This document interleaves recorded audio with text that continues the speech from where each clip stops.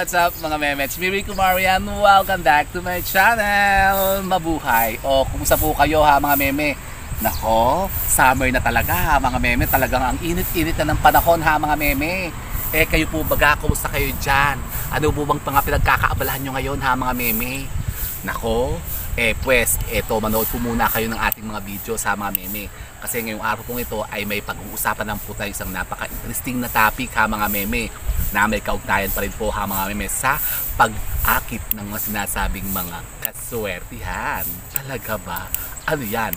Yun na nga po ha mga meme. Kasi ngayong araw pong ito ay pag-uusapan naman po natin ang sinasabing kaswertihan na idudulot ng mga tinatawag na mga pera ng patay. Opo ha mga meme.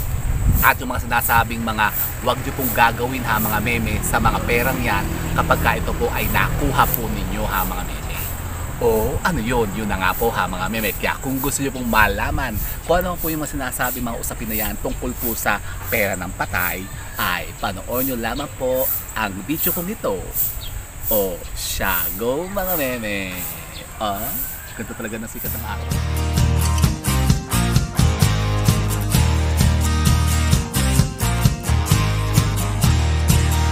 So ayun na nga po ha mga meme, isang mapagpalang araw naman po sa inyong lahat ha mga meme. At ngayong araw po ito ay pag-uusapan nga natin ha mga meme, sinasabi mga pampaswerte na dudulot po ng mga pera ng patay. Kasi medyo marami pa rin po talaga nagtatanong sa atin ha mga meme tungkol po sa pampaswerteng yan. Yung pong tinatawag na swerteng hatid ha mga meme ng mga pera ng patay kapag ka ito po ha mga meme nakuha po ninyo. Pero ano ba yung tinatawag na maswerteng pera ng patay ha mga meme? Yung pong lahat po ng pera ng galing po sa patay, swerte ba yan? Hindi po ha mga meme, hindi po lahat yan.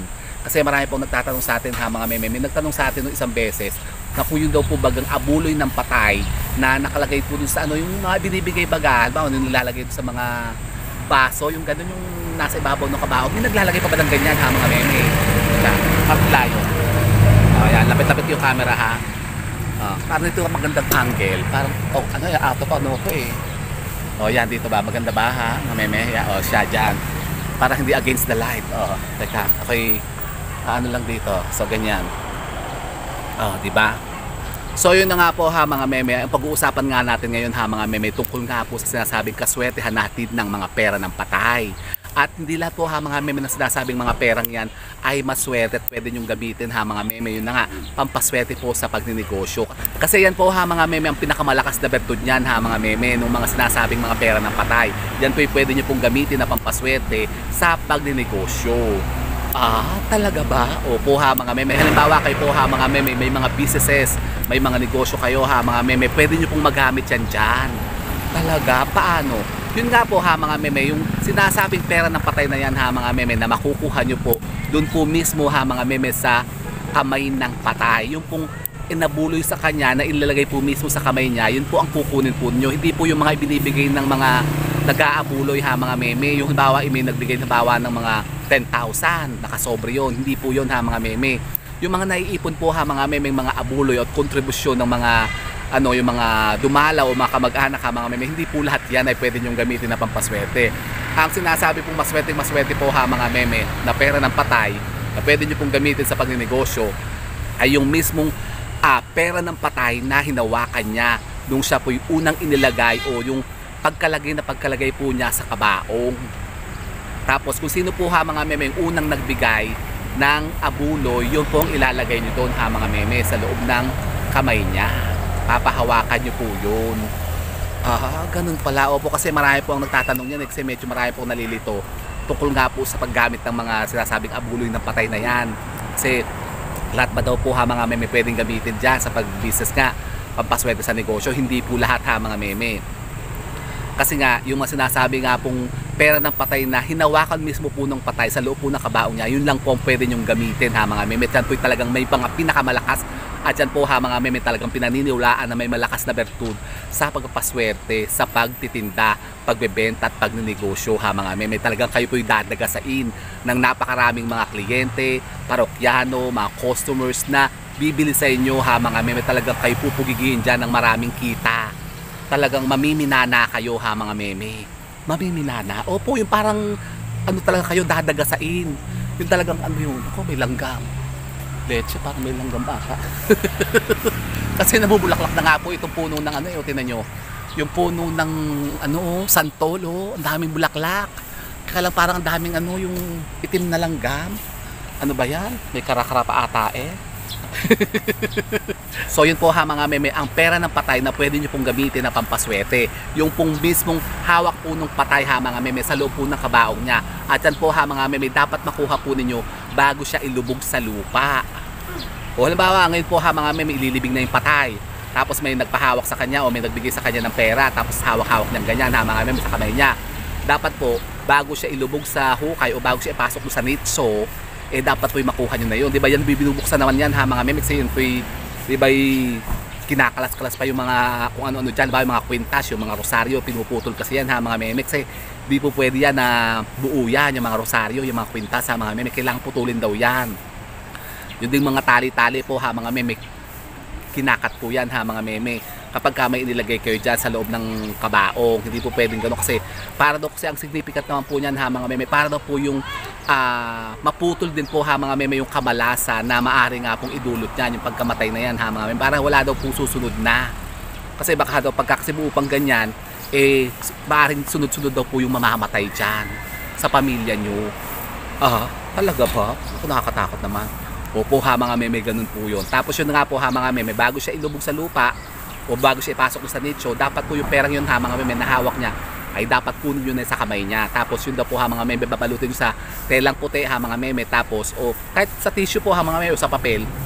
Tapos yun po ha mga meme, isisiksik nyo lamang po sa mga wallet nyo o sa mga bag po ninyo ha mga meme. Tapos yun po isasamahan nyo ng pera nyo. Yung pong pera na nanggaling po sa mga businesses po ninyo. Halimbawa meron kayong pouch ha mga meme, yung wallet na lalagyan po ng mga benta nyo, yung pera nyo. Yan, sasama nyo po siya doon ha mga meme para dire-diretso ang pag-akit niya ng mas maraming kita, mas maraming benta. Pwede nyo po ilagay na mga meme sa mga cash registers po ninyo. Yung po mismo sa mga kaha nyo ha mga meme na pinaglalagyan nyo ng benta nyo. Yun, pwede nyo din po ilagay yan ha mga meme. Tapos may isa pa po ha mga meme, isang napakainam na gamitin na pampaswerte din po na galing po sa pera ng patay. Yun naman pong mga pera ng patay na ihinagis sa kanya sa posisyon ng ano niya, ng karosa niya. Halimbawa, yung naglilibing na, di ba, may ganyan. Kayo po ba ha mga meme, naabatan nyo na yan, ganyan, yung may mga naghahagis ng barya. Yung coins baga, pagka yung may mga naglilibing, gawin nyo yan ha mga meme, magsiswerte po yung ganun. Halimbawa, kayo po may nakasalubong na patay, yung ililibing, pero hindi, parang hindi na uso kasi yun yung mga pinoposisyon pa eh. Uso pa ba yung ganun? Yung parang nagmamarcha-marcha pa, di ba, bawal na ata yung ganyan, parang dapat idire-diretso na sa sementeryo. Kasi nung araw po ha mga may ganyan, ipinuposisyon pa talaga yung patay. Parang kumbaga binabalandra pa sa kalye na, oy namatay na yung kamag-anak namin, namatay na yung ina namin, gano'n. Kaya pinamamalita pa. Tapos minsan yung mga patay nakalagay pa doon sa aquarium, doon sa karosang ganyan, may hila-hila pa ng ano, ng Innova. Kasi nung araw po ha mga may nauso yan yung pong lalagyan ng kabaong na hila-hila ng ano, ng kabayo. Meron pa kalesa pang ano eh. Kabayo pang humihila eh. Nung siguro parang mahal ang kabayo, pinahihila na lang sa pick-up o kaya sa Innova. Isa sa L300. Yung aquarium baga na parang lalagyan ng sulfuro. Di ba't nauso yun na? Sinyeres ata. Sinyeres ang nagpauso yun eh. So yun. Kapag halimbawa kayo po ha mga may nakasalubong na mga inililibing na patay, mga nagmamarchang ganyan, kayo po ha mga may kumuha agad ng pera nyo. Halimbawa kayo po nasa kalsadang ganyan, kayo nag-aabang ng jeep, tapos may dadaan sa inyong ganyan, nako, para kayo po ha mga may hindi maka-imbibe ng mga negativities na, yun nga kasi dadaan ng patay, diba sabi nga pagka daw nakakasalubong ng patay parang malas. Halimbawa kayo po ay magsusugal, tataya kayo sa loto. Tapos nakasalubong kayo ng patay, nako, negative po yan ha mga meme. Pero alam nyo, meron pang paswerte kayo magagawa ha mga meme na kapag ginawa nyo, maaari kayo naman po maka-imbibe naman po ng positivity at kaswertehan. Ano yan? Kayo po ha mga meme, kumuha po ng mga barya nyo. Kahit konti lang po ha mga meme, ilang piraso lang po. Kahit mga 4 na piraso o 5 pirasong barya, piso-piso lang, mga benching ko, ganyan. Tapos yan po ha mga meme, bulungan po ninyo. Bulungan nyo yung ano, yung barya nyo na lahat ng mga kamalasan sa buhay mo, lahat ng negativities, lahat ng sumpa, lahat ng mga kaulatan, lahat ng kamalasan ay mawala na. Dalhin mo na sa hukay mo. Ibulong nyo doon sa ano, sa barya. Tapos pag dumadaan ng ganyan yung patay, itchan yung ganyan. Sa baba lang po ha, huwag yung itatapon sa kotse, makabasag ko yung sa Baka mapasok pa yung salamin na purinarya, magbabayad pa kayo. Doon lang sa baba, sa dadaanan nila ha mga meme. Yan. At kapag kayan po ha mga meme, pinulot naman ng mga nakikipaglibing, sila naman po ha mga meme suswertihin. Talaga ba? Suswertihin kayo ha mga meme kasi nag-wish na kayo. Halimbawa, lahat ng mga negativities yun. Halimbawa, yan, lahat ng pagkakautang ko, lahat ng mga problema ko sa pera, lahat ng yung sakit-sakit ko, dalhin mo na sa hukay mo, isama mo na, para mawala na, para ako swertihin naman yan. Tapos, itchan yung ganyan. Itchan yung ganyan. Tapos makikita nyo, yan ho ha mga meme, kapag kaya ni bumaksak sa lupa, tapos yan po ha mga meme, tumihaya. Nako, maaring yan po ha mga meme, mag-grant yung wish ninyo. Halimbawa, yung mga piso nyo, halimbawa yung bariya nyo ay bumaksak na sa lupa, tapos tumihayang ganyan. Yun na yung yun na yung swerte ha mga meme. Pero kapag halimbawa yan po'y tumaob, parang hindi pa rin po yung mawawala. Ando pa rin yung utang. Ando pa rin po yung utang nyo, hindi pa rin yung mababayaran. Tapos, yun naman halimbawa, yung mamumulot naman yan, kayo naman po, huwag kayong pupulot-pulot ha mga meme, basta-basta ng mga barya sa karsada, sa mga daan. Lalong-lalo na po ha mga meme, yung mga baryang nakataob.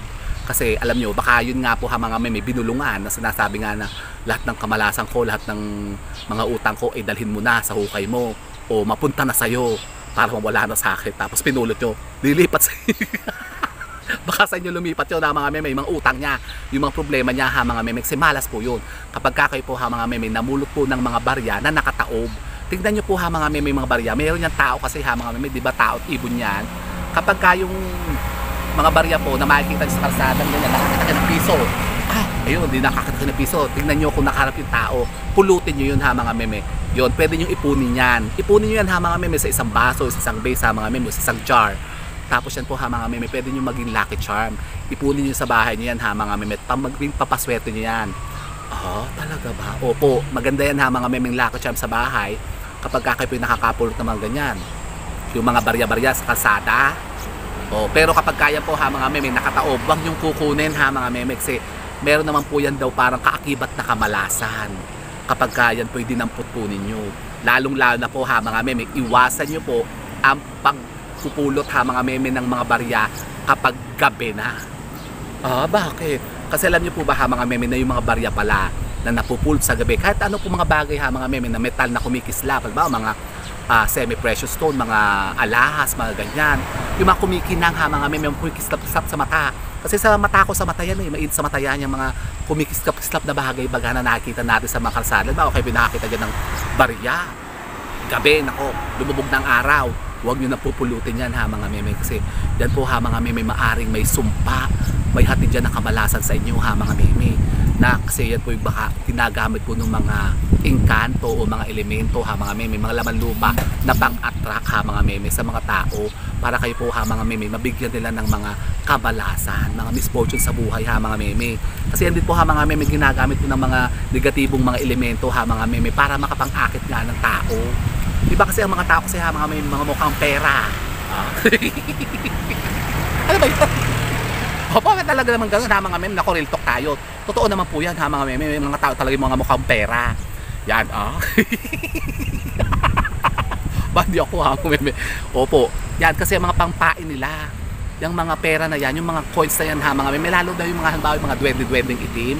Nako, huwag kayong mangunguhan ng mga perang ganyan ha mga meme kapag kagabi na. Huwag nyo kukunin niya, huwag nyo pupulutin yan ha mga meme kapag kagabi na. Kasi yan po yung maaaring may hatid na kamalasan na sa inyo ha mga meme. Nako, kayo'y uulatin dyan. Nako, huwag naman.